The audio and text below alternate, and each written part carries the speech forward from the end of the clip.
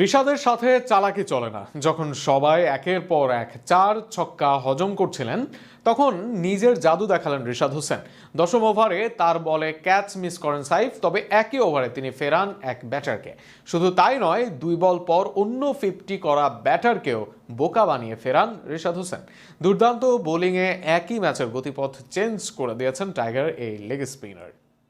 10 ওভারে 100 রান তোলার পর কিউইদের বিপক্ষে দারুণ প্রত্যাবর্তন টাইগার বোলারদের। রান প্রসবা উইকেট বানিয়ে তাক লাগালেন চট্টগ্রামের কিউরেটররা। অবশ্য টি-20 ম্যাচে তো এমনটাই হওয়া চাই। বাংলাদেশের বোলাররাও আবার দেখালেন শুরুটা ভালো না হলেও কিভাবে ম্যাচে ফিরতে হয়। জাতীয় দলে নিজের প্রথম ম্যাচেই রিপন মণ্ডল দিলেন কঠিন পরীক্ষা। তবে ছন্দে ফেরা রিশাদ হোসেন আরও একবার দিয়েছেন আস্থার প্রতিদান। বিরতির পর মাঠে ফিরে তানজিম হাসান সাকিবও ভুগিয়েছেন কিউইদের, তবে স্পিনাররা করেছেন প্রত্যাশার চেয়েও বেশি ভালো। মুস্তাফিজ তাসকিন নাহিদ রানাবিহীন বাংলাদেশ কেমন করলো? চট্টগ্রামে টস জিতে প্রথমে ফিল্ডিংয়ের সিদ্ধান্ত নেন লিটন দাস। বাংলাদেশ জাতীয় দলের হয়ে এদিন অভিষেক হয় রিপন মণ্ডলের। যদিও এশিয়ান গেমসে দেশের ঝান্ডা উড়িয়েছেন আগেও। বৃষ্টির সংখ্যা মাথায় রেখে মনের মতো উইকেট পেয়ে যায় কিউইরা। টিম রবিনসন গোল্ডেন ডাকের স্বাদ পেলেও ক্যাপ্টেন ক্লার্ককে নিয়ে ডিন ক্লেভার হাল ধরেন নিউজিল্যান্ডের।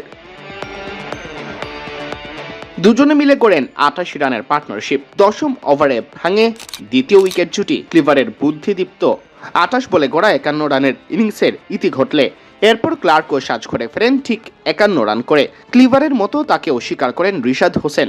37 বল মোকাবেলায় এই ওপেনার ক্লিভারের মতোই হাঁকান 7টি চার ও 1টি ছক্কা।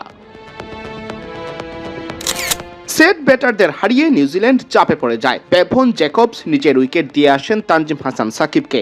এক্ষেত্রে আবার ক্যাচ নেওয়ার গুরু দায়িত্বটা পালন করেছেন রিশাদ। ধীরে ধীরে কমতে থাকে সফরকারীদের রানের গতি আর ম্যাচে ফেরে বাংলাদেশ।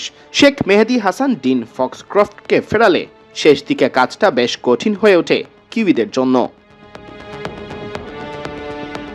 10 ওভার শেষে নিউজিল্যান্ডের স্কোরবোর্ডে ছিল 100 রান। তবে এরপর বাংলাদেশের বোলাররা চেপে ধরেন কিউইদের। টম লেথামের অনুপস্থিতিতে অধিনায়কত্ব করা নিক কেলি অবশ্য চেষ্টা করেছেন কিউইদের হয়ে হাল ধরতে।